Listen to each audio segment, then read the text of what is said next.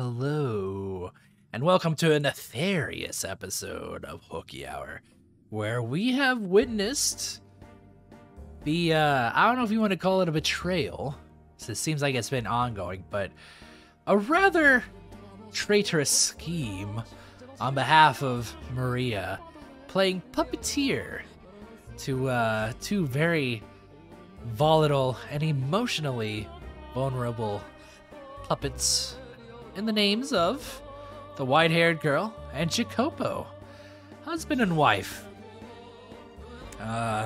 Husband being a very rich and powerful man with investments and all that on, railroad stuff. The new steam age technology of whatever era we're in. I think, is it 1890s, about then? When trains really started to, take off. Not take off, leave the metaphorical stations. All that stuff, or whatever. That time period, the Industrial Revolution. Got our Rockefeller. Our visual novel Rockefeller, you could call him. And of course, the white-haired girl, who is, as always, has a different backstory each time we encounter her. Nonetheless, there's been a lot going on that we've been having to digest, including Maria's betrayal. So, not betrayal, but again, her rather nefarious actions. So let's get right back into it, shall we? Hey, Jacopo. I could just be misreading her, but something seems off about the madam. Like she's been on edge or something. I tried to egg her into revealing what's going on, and she let it slip that she might be going out somewhere tonight. Ah, there it is. There it is. She's not... Excuse me. She's not going with you, is she? You were going out to survey a construction site today, right? Then I'd suggest you got that taken care of quickly. A dance? At this time of night? Yep, and since it's so late, no loud music. All you get is a little whistling courtesy of me. But this room is too small for... We'll use the Great Hall. Wouldn't that put us in everyone else's way? He'd probably complain about the noise, too. No need to worry. Jacopo's out inspecting some factory or something today. After that, he's got a meeting, so he'll be staying the night elsewhere. I thought you would not be back until tomorrow. And how would you know that? No, forget that. Does my staying the night elsewhere have any effect on you? You were just waiting for this opportunity, weren't you? Oh, what would I possibly want out of your house for? Want you out of your house? I'm sure you know better than anyone. What? What is that smell? Perfume? When did you get perfume? I have to say, you seem to be having quite the time. Look at you. You're out of breath, red as a beet. I made the right decision coming back. Where the hell were you going? I'm sorry, this is all my fault. If I hadn't asked you to dance, me bringing the perfume only made things worse. No, you need not feel bad about anything, Maria. Everything you did was with my best interests at heart. She doesn't even suspect me in the slightest. And I was able to put that perfume to great use. That money-sucking leech Tommaso showed up at the perfect time, too. I'm pretty sure that's when Jacopo started getting actively violent. A jealous man is a wonderful thing, always imagining the worst and making matters worse for it. Wow, is that you, Tommaso? It's been so long. What brings you here? I guess I'm just gonna have to imagine you standing there. Oh, looky at who it is, little Miss Campanella. There's a surprise. I didn't expect to see you this side of the Great Blue. Oh, you know, I've been giving Jacopo a hand. Oh, well, color me impressed. After what happened, I wouldn't have thought you'd want nothing to do with them. That was between our parents. Jacopo didn't have anything to do with it. Well, would sure be nice for all you younger generation to go through life without nothing to spark that kind of powder keg. Not that it's my place to talk. No need to worry yourself about any of that. So what brings you here, Tommaso? I'm a little, you know how it is. Having a bit of trouble staying afloat. Ah, I see. So you're here to beg for offerings. Pretty shameless, Tommaso. No point in having shame if it ain't making money. Toss that out with the chamber pot. Hell, might make things easier if I just quit being human altogether. Turn into some sort of beast, you know. Kill people mistakenly. Are you that hard for cash? Oh, I'm alright, never mind. Nope, not even gonna make a smart remark about that one. Unfortunately, numbers were supposed to go up, but for some reason they ended up going down instead. It's gonna reveal that like Maria's just head of the stock market too. Just head of all finances everywhere. Haha, might be best if you kick the gambling habit, and of course the manager of the casinos. Now, that's like telling me to go off myself. Well, you might as well. This rate, with how much you lose. Ha, I bet. So, say, Tommaso, maybe I could pitch in a bit too. Oh, you mean it? That'd be a huge help. Ahaha, there's seriously not a scrap of shame in you. However, in exchange, I'd like you to do something for me. Someone whose face needs a visit from my fists? Depending on the number, I could also possibly cut them into chunks and toss them in the ocean. I sure do sound really chipper about this.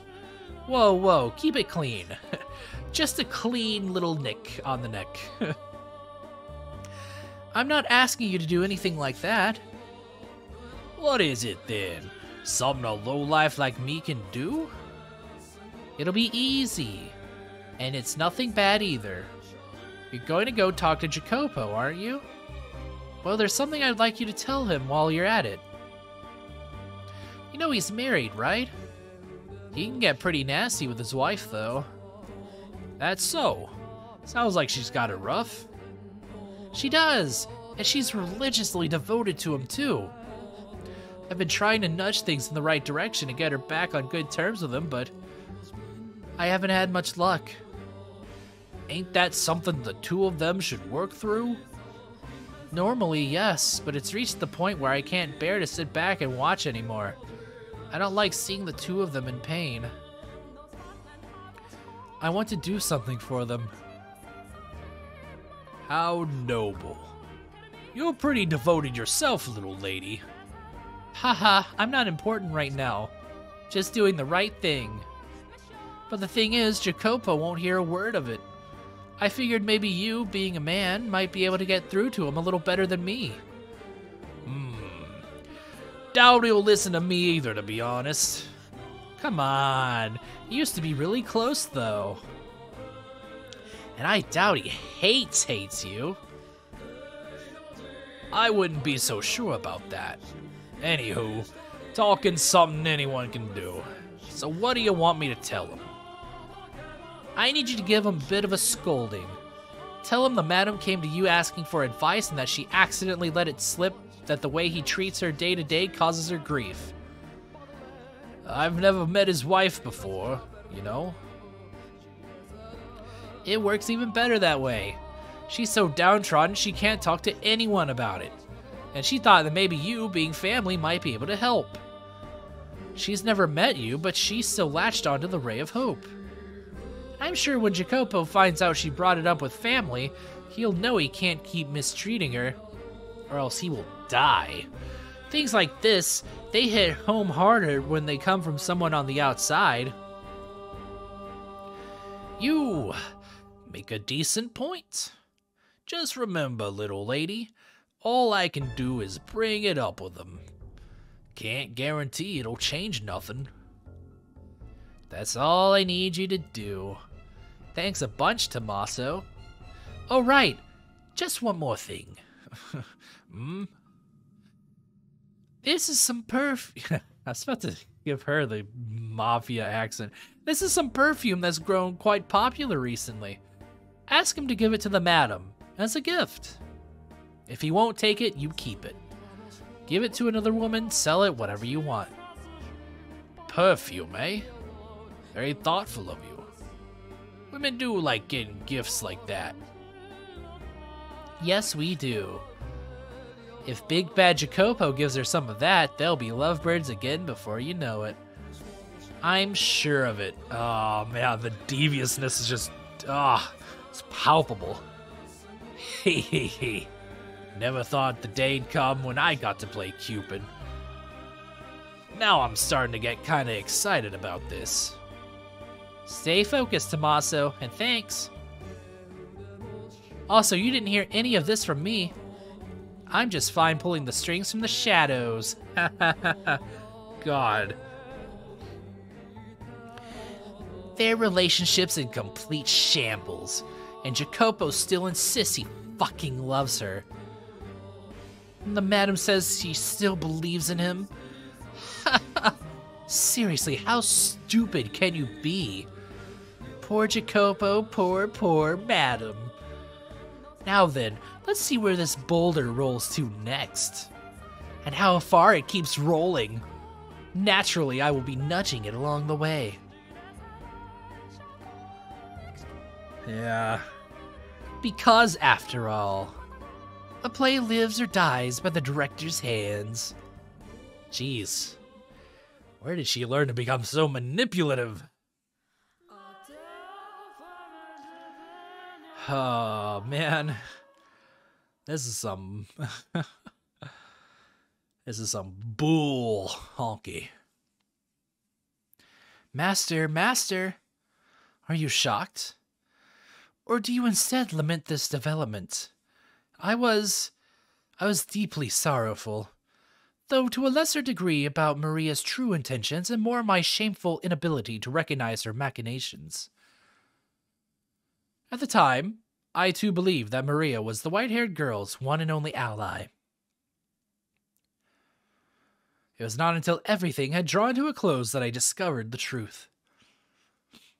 Then I now know how the tale ends, you say? Yes, that is correct. Well aware that it was not the case, I told you the story in a way that suggested she was on the white-haired girl's side. Oh my, I wonder if that constitutes lying to you, Master. I merely wanted to present the events to you in order, starting from the beginning, when Maria's ill intentions were still veiled in shadow. I wanted you to know the same feeling of consternation I had experienced. Oh, jeez, what's happening?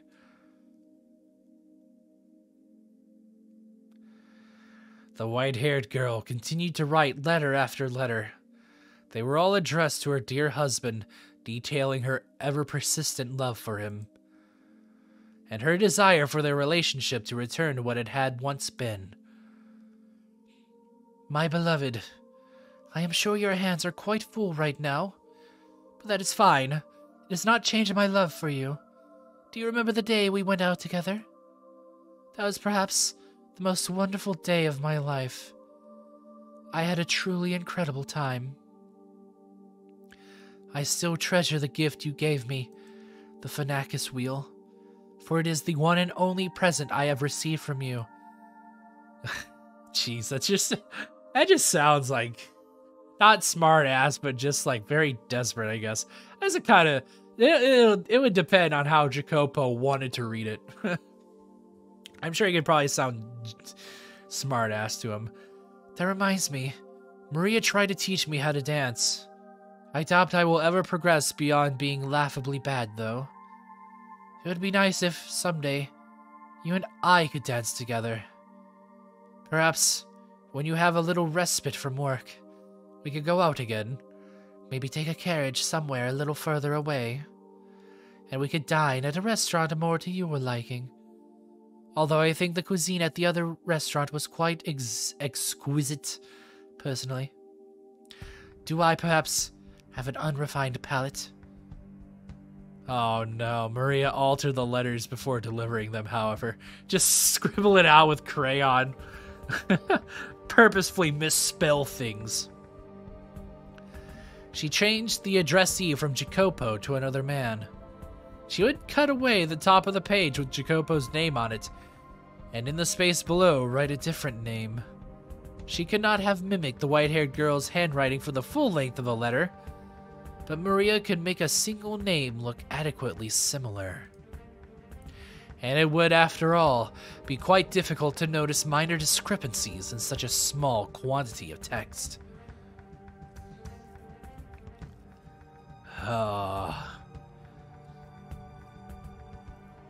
Alright, next time on Hooky Hour, we will see what Jacopo's response to these forged letters are.